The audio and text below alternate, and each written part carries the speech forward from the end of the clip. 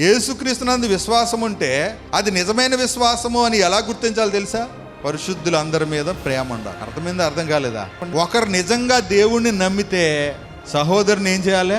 ప్రేమించాలి. ప్రేమించకపోతే వాడు అబద్ధికుడు, వాడు నరహంతకుడు, ద్వేషించేవాడు నరహంతకుడు అంటాడు. చూడండి, యోహాను రాసిన మొదటి పత్రిక 2:9, నేను వెలుగులోనని చెప్పుకునేది ఏమని? వెలుగులో ఉన్నానని. సహోదరుని ద్వేషిస్తే అంటే ఇప్పుడు ఎవరినైనా ద్వేషిస్తున్నాడు అంటే ఇప్పుడు అతను వెలుగులో ఉన్నాడా చీకటిలో ఉన్నాడా?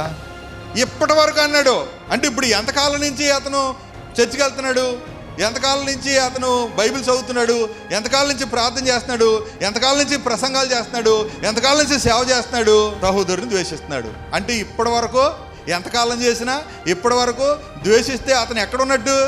నమ్ముతారా? ఇది చెప్తుంది ఎవరి మాట? ఇది సాయి గారి మాట, సాయి గారి వాక్యమా, సాయి గారి బోధ?